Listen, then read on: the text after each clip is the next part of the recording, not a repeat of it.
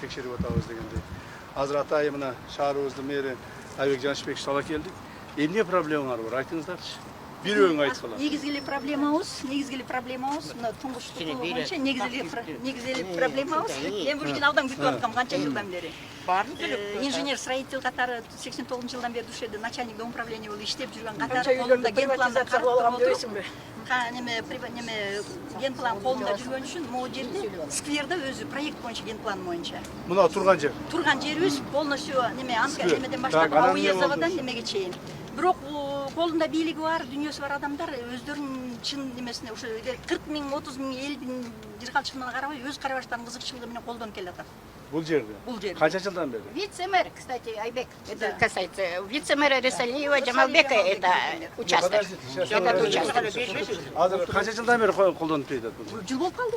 Көп жылдан. Бир жагы биз мисалы үчүн жашаган 35 жыл болуп калды. Бир жагын колдонгон Мен жакын карада биякта болуп тапшырма берген, мен проектти даярдагыла дагы сметный азыр акчасын кылып туруп, биякта сквер кылыла деп туруп мен. Бул жерди өзү ким караш керек?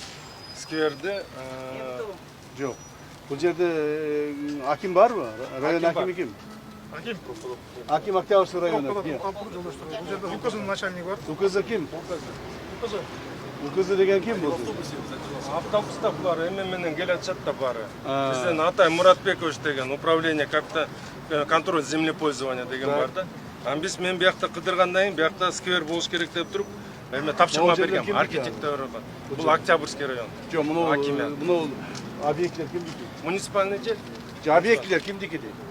Объекттер ким колдонуп атат азыр? Жамалбек. Жамалбек колдонуп аткан жер жок да. Сиз колдоносузбу? Мен 2008 жылдан бери Токтоп турсаңыз. мынау бияктын баарын благоустройствосун жасап, бул жерге шахмат борбордагы китепканадагы уруп көргөн мына жителдер турат. Бирок талкалап кетишкен. Азыр кичине Сиз колдонуп атасыз? колдонуп атам. Так, ушуларга канча аренда төлөп атасыз? Булар аренда төлөбөйт ошо. Кандай төлөйт? Токтоп туруңуз. Мунулардын бардыгы. Мына муниципалдык сөздө муниципал эмеде территорияда турат, туурабы?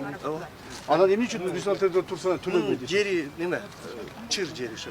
Жок, эмне үчүн төлөнбөйт? Анда чыр жерге эмне коюп алып иштеп атасыз? Булар мен койгон жокмун, бул элдики. Менде мага аренда сурап көрсөңүздөр, мага аренда төлөбөйт. Жөн элдер Мунулар басып турат, эс алып турат эмне. Элдин коюп алганчы мындай неме. Жок, мунуларчы, кимдики? Булар Жөн Жамал жүрүп күйө берди. Кылган Булар да иштери. сиздики эмес. Жок. Они аренду оплачивают. Так. Кана дейт, докажи. Мындай кылалы. Мен мага бир суроо Жок, бул жер сквер болот деп уже чечим чыккан, азыр Чечим чыккан эмес, мындай. Жамалбек Самарбекович, вице-мэр города Бишкек. Сиздин ушул жерди пайдаланып, өзүңүздүн максатыңызга бир нече жылдан бери 6 жылдан бери пайдаланып келатканыңызды элдин баары билет. Мына мени алдап коюшуңуз мүмкүн бир адам. Айбек Жанышбек алдап коюшуңуз мүмкүн эки адам. Элди алдай албайсыздар. Элди алдай албайсыңдар. Мына ак көз, кара көздөр турат, кантип алдайсың? Айтылачы. Кантип алдайсың? Мына документальный түзүшүптүр мына. Тем более бул жерде оперативниктер иштеди баардыгы. Баарын айкындашты, дайындашты. Мына бул жерди сиз 6 жылдан бери колдонот экенсиз, 1 сом аренда төлөбөйт экенсиз мамлекетке. баарын жасап чыккан благоустройство. Төлөбөйт экенсиз аренда. Жасап чыгасыз, жасап чыкпайсыз, это не ваша земля. Это муниципальная земля. Так. Муниципальный жерге 1 сом акча төлөбөйт экенсиз. Аренда төлөбөйт экенсиз. Өзүңүз вице-мэрсиз. Өзүңүз ушул аренда төлөбөгөндөрдүн аренда топтой турган адамсыз, туурабы? Туура. Мына, а өзүңүз муну төлөбөйт экенсиз. Анан дагы айтасыз, бул меники эмес, мен билбеймин дейсиз. Уят эмес. Так, смотри. Жамалбек, надо быть мужиком. Понимаешь? Надо быть мужиком, надо отвечать за свои содеянные. Ответственность надо брать, уметь надо.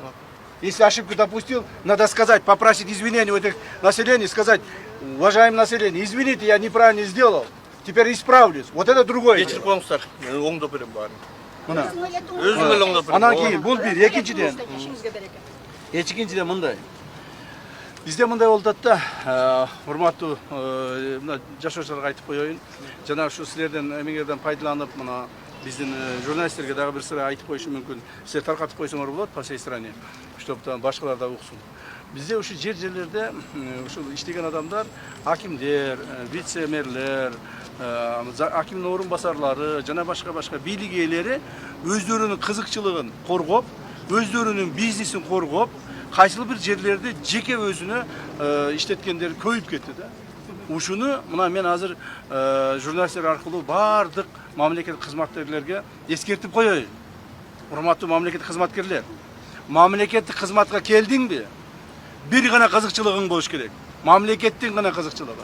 Керек болсо өзүңдүн кызыкчылыгыңды тебелеп өтүп туруп мамлекеттик кызыкчылыгын биринчи орунга коюшуң керек. Ошондо гана иш болот. Эгерде кайсыл бир жерлерде дагы ушундайлар аныктала турган болсо, биз буларды уже административдик эмес, кылмыш жоопкерчиликке тартышыбыз керек. Кылмыш жоопкерчиликке тартылыш керек. Ошол мамлекеттик бийликти, колундагы мамлекеттик мал мүлктү өзүнүн кызыкчылыгына пайдалангандарды биз кылмыш жоогуна тартышыбыз керек. Вот здесь жители городского населения, я перед вами хотел бы еще раз сказать тем, что все те, которые имеют свои властные полномочия на местах, так, акимы, мэры городов, вице-мэры и все другие, никто не имеет права использовать свои полномочия во благо своей семьи или лично своего. Так, если кто-то будет выявляться таких людей, мы будем их привлекать к ответственности, к уголовной ответственности, в соответствии с нашим законодательством. Поэтому прошу, чтобы наше население также давали нам информацию все время.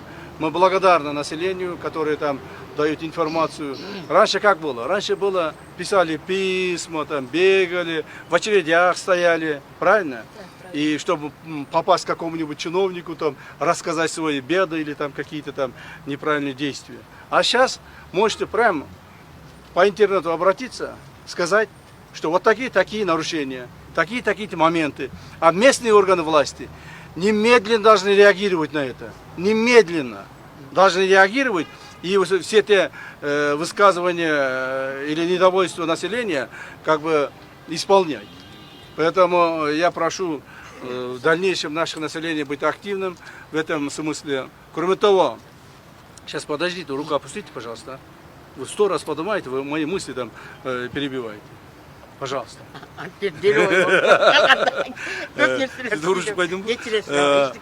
Мындай болду да, анан сырткары мен дагы бир нерсени айтайын эле эсиме чыгып кетти.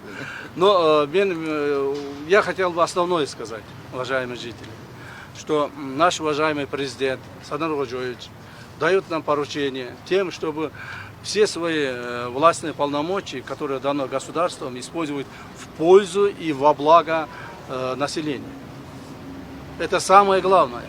А так некоторые наши чиновники так научились, и они так чувствуют себя так, как будто бы эти полномочия даны ему лично, чтобы он лично свою жизнь устраивает. Этого не будет. Этого мы не допустим. Этого мы не допустим. Поэтому во исполнение поручения нашего уважаемого президента я вот так езжу, сам лично езжу и проверяю все эти ваши просьбы, и каким-то образом мы их как бы исполняем.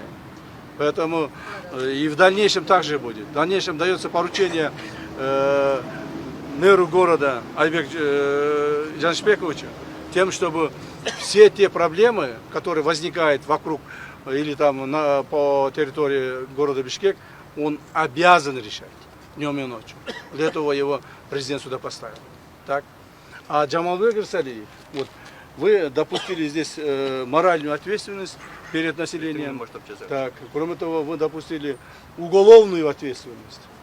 Так, государство, муниципалитет, город Бишкек от этой территории должно было получить свои выгоды, так, получить здесь арендную плату, а вы здесь бесплатно используете. Это недопустимо.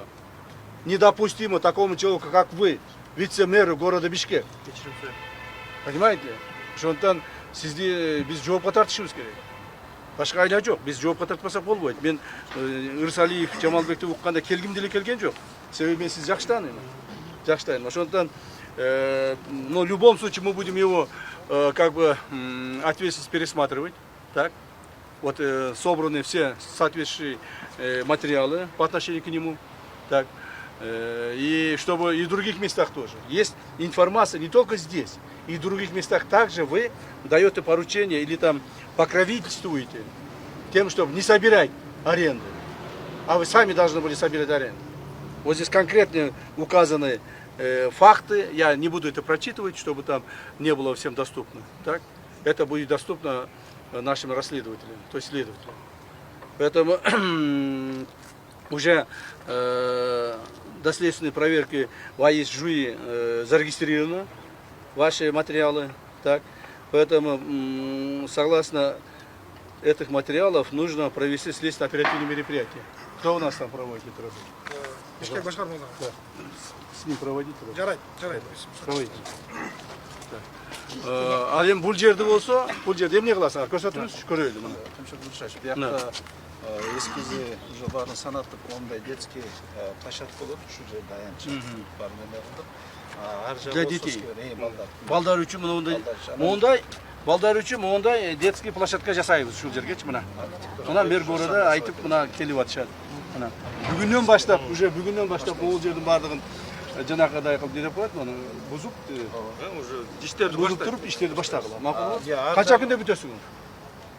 Сапаттоо үчүн бир 2 ай барып. 2 ай. Ну все, 2 ай. Никаких вопросов, ребята. Месяц, 2, 3 ничего не решает. Ар жагы сквер. Ар жагы сквер. Мына скверди карагыла. проектсин баары Скверде жасагыла, элдерге шарттарды түзүш керек. Анан